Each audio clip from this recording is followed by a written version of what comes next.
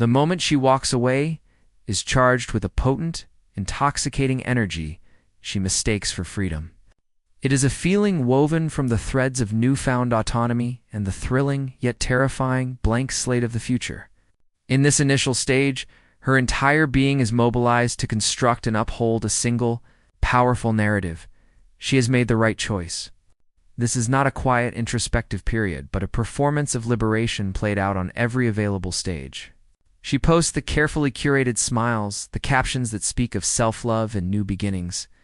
She tells her friends with a conviction that feels unshakable in the moment that she is finally, truly happy.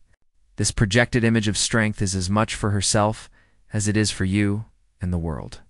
It is the necessary armor she dons to silence the first faint whispers of doubt to justify this radical break. She leans heavily on her emotions, granting them the authority of absolute truth. The fleeting feeling of boredom is not seen as a natural dip in a long-term connection, but is elevated to the status of a profound insight. She has outgrown you.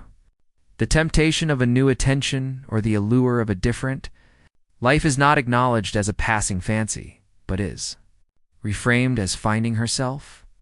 Her emotional state at the time of the departure becomes the entire foundation for the decision. She convinces herself that these temporary, high-intensity feelings, the restlessness, the irritation, the grass is greener fantasy, are not signals to be processed, but final verdicts to be acted upon. This emotional reasoning creates a self-justifying loop. The act of leaving itself generates a surge of adrenaline and relief, which she then uses as further proof that she was correct to go.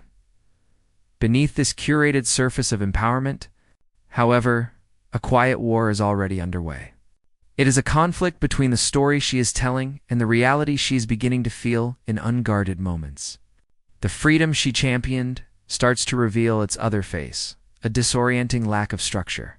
The little anchors of the shared life, the goodnight text, the shared coffee ritual, the knowing glance across a room are gone, and their absence creates a subtle void. The silence in her apartment is no longer peaceful. It is deafening. She may dismiss this as mere adjustment, the natural pangs of change, but the feeling is more profound. It is the first unsettling tremor of the identity cost she will later confront. The faint realization that a part of her was built in tandem with you, and that part now feels unmore. She mistakes this initial chaos for control. The ability to make a single, clean break feels like ultimate power. The whirlwind of new experiences, the swiping on dating apps, the late nights with friends, it all feels like a rebellion against the stability she now frames as monotony. She does not yet see that she has simply traded one set of circumstances for another, potentially more volatile set. What she calls empowerment is often just a frantic avoidance of the quiet she fears. The performance is relentless, because stopping would mean having to listen to the questions bubbling beneath the surface. Was it truly boredom, or was it a refusal to build depth?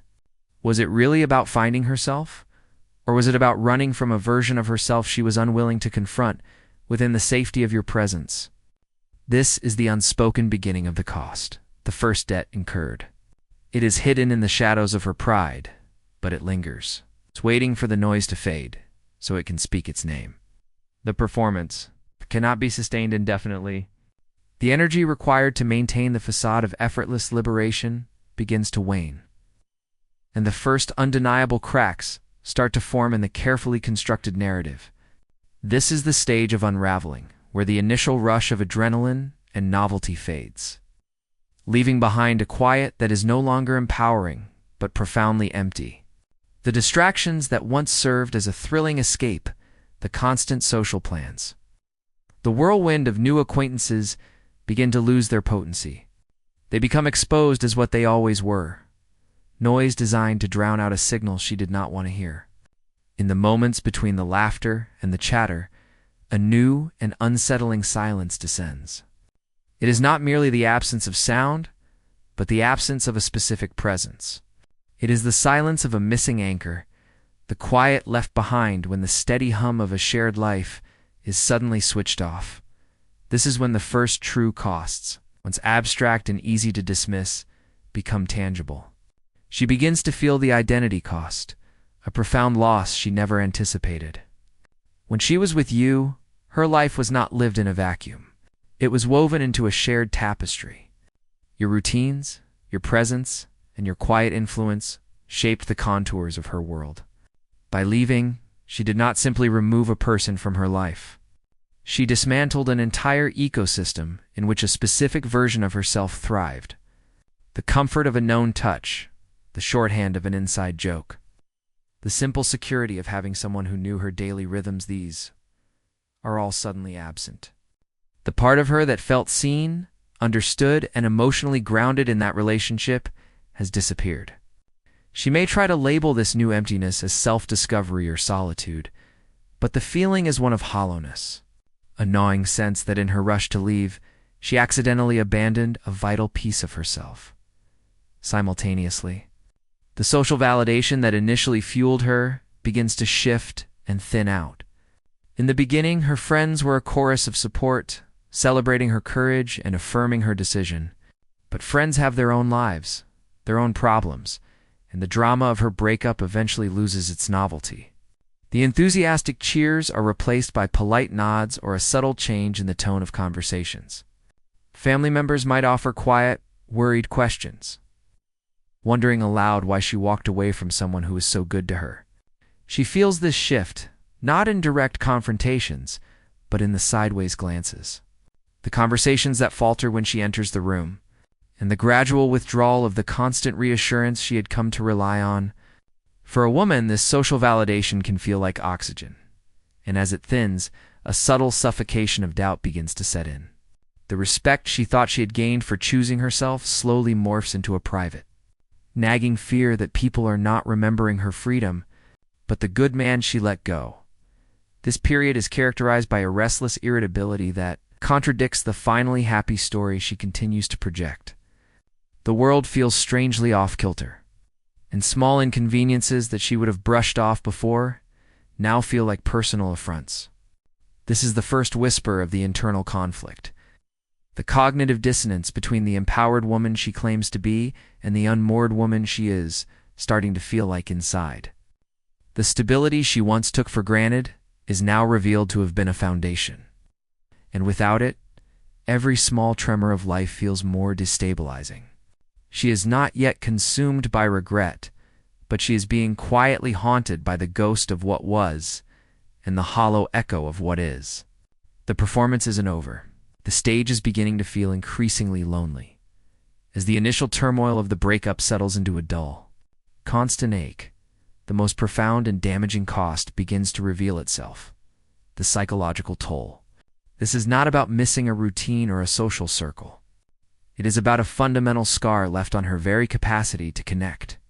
The science of attachment tells us that when a woman gives herself to a man, she forms a deep emotional bond, pair bond. This is not a mere metaphor. It is a neurochemical and psychological reality. When she leaves, this bond does not cleanly sever. It tears, and the rupture leaves a scar on her subconscious. The more frequently this cycle of connection and rupture is repeated, the more these internal scars accumulate, creating a callus over her ability to be truly vulnerable. She may laugh louder in public, post bolder declarations of independence online, or cycle through new partners with apparent ease. But these are defenses, not resolutions. With each new, shallow connection, she feels a little less, her emotional responses becoming muted and guarded. The vibrant intensity with which she once loved is slowly being replaced by a self-protective numbness. This internal damage manifests most clearly in her new relationships, which become a theater of disappointment.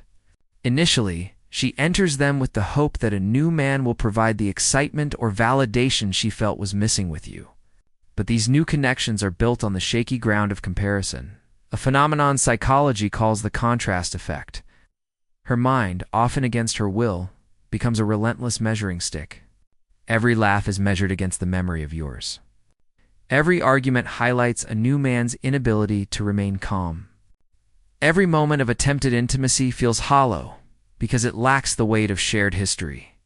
The new man might provide a surge of novelty, but he cannot offer the profound safety of being known. He doesn't understand her quirks, her fears, or her triggers the way you did.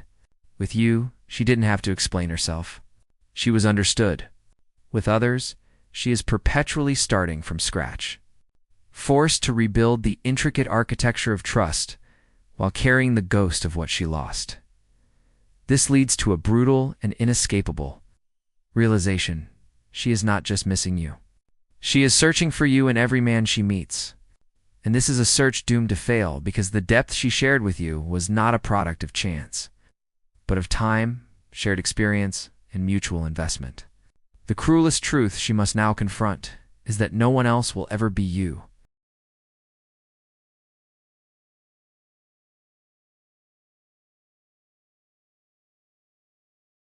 This knowledge transforms her regret from a feeling of sadness into a state of quiet despair.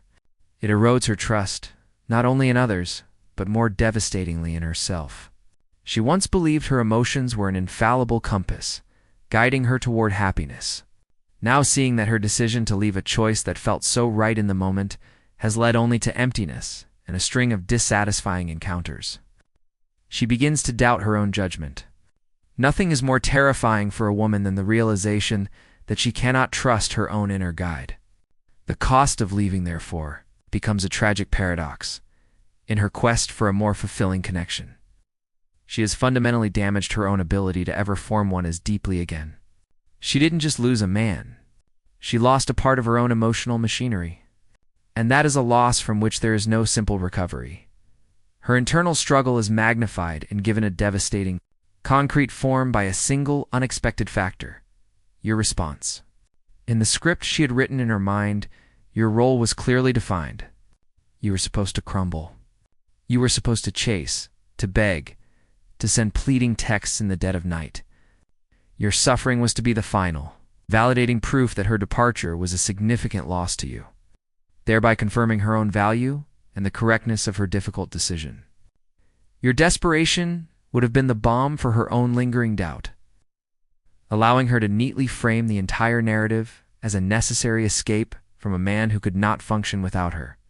But when this expected reaction fails to materialize, the foundation of her entire post-breakup reality begins to fracture. Your silence is not the void she anticipated. It is a presence amplified. It is a loud, unyielding statement that she cannot decipher and cannot control. This silence forces her to sit alone with her decision, without the distraction of your drama.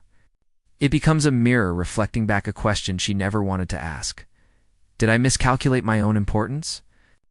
The longer you remain calm and unshaken, the more this question gnaws at her. Your refusal to perform the role of the devastated ex-lover creates a psychological vacuum. And into that vacuum rushes a torrent of doubt. She wonders if you ever needed her as much as she believed. She questions whether she was truly the center of your world or merely a passenger in it. Your resilience makes her feel, for the first time, strangely disposable. And this is a profound wound to her ego. This wound is then salted by the evidence of your growth. When she sees you through mutual friends, social media, or chance encounters, not just surviving but actively thriving, her pride takes its hardest hit. She sees you building your body, advancing your career, radiating a calm purpose, or simply seeming at peace. This sight is a brutal contradiction to her internal narrative. She left to feel more alive, yet you are the one who appears more vibrant. She left to escape what she framed as your limitations, yet you are the one expanding beyond them. Your growth proves a terrifying truth, that her absence was not your downfall, but your catalyst. You are not the man she left. You are a stronger, sharper, more self-contained version. And this new version is a man she no longer has access to. This realization is both painful and magnetic. It shames her for having underestimated you, while simultaneously drawing her back in a confusing mix of curiosity and regret. The power dynamic has irrevocably shifted. By leaving, she handed you the one thing that could truly reveal your strength, the necessity to stand entirely on your own. And in doing so, you have shown her a level of fortitude that words or arguments could never have conveyed. Your silence and your success become the ultimate teachers. They force her to confront the possibility that she didn't just lose a man. She'd let go of the rarest kind of man, one whose strength is not dependent on her presence, and whose value only becomes more undeniable in her absence. The cost is no longer just about what she lost in the past, but about the stronger, untouchable man she has created for a future that no longer includes her. The final, unspoken cost of her decision is not that it was a mistake, but that it is permanent. In the beginning, she could console herself with the idea of endless chances, that the door to you or to someone like you would always remain ajar. But as time stretches from months into years, this illusion collapses under the weight of reality. The window for correction, for swallowing her pride and attempting to turn back, slowly but surely clicks shut. She begins to see, with a clarity that is both brutal and inescapable, that you have genuinely moved on. You are building a life, a purpose, and perhaps a future with someone else. And this sight is the final, devastating confirmation of her loss. It is no longer a hypothetical what if. It is a concrete what is. The man she thought would always be an option is now permanently off the table, and the door she assumed was merely closed is now locked from the inside. This permanence transforms her regret from a painful emotion into a fundamental part of her identity. It matures into a quiet obsession, a ghost that haunts the quiet corners of her life. It's no longer a daily agony, but a recurring thought that surfaces with a song, a place, or a phrase that reminds her of you. She may never speak your name, but you remain a fixed point in her personal history, a benchmark against which all other men are measured and found wanting. Her pride, which once fueled her departure, now becomes her prison. It locks her in a state of silent confession, preventing her from ever acknowledging the truth aloud, forcing her to bear the full weight of her choice in isolation. She is trapped between the woman she pretends to be, the independent, moved-on survivor, and the woman she knows herself to be, the one who let her best chance at something real slip through her fingers. The ultimate cost is existential. Her decision to leave you ceases to be about the loss of a single relationship and becomes about the loss of a potential future. She didn't just walk away from a man, she walked away from an entire life trajectory. She sees the path she is on, a cycle of shallow connections and temporary thrills, and compares it to the life she could have had, one of depth, stability, and shared history. This realization is profound and sobering. It forces her to confront the truth that her story could have been one of building and legacy, but has instead become one of repetition and regret. The memories that once brought comfort now carry the sharp sting of irreversibility. Nostalgia becomes a weapon her own mind uses against her, reminding her of a happiness that was not only real, but was willingly abandoned in the end. The unspoken cost is a lifelong lesson she never wanted to learn. It is the haunting awareness that some choices are not just decisions, but defining moments that carve the course of a life. She's left with the ghost of what was, and the hollow echo of what is, while you, having honored your own value through silence and strength, have moved forward unshaken. Your growth is the final, unanswerable argument.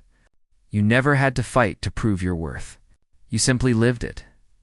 And in doing so, you allowed reality itself to become the collector of a debt she now understands she can never fully repay.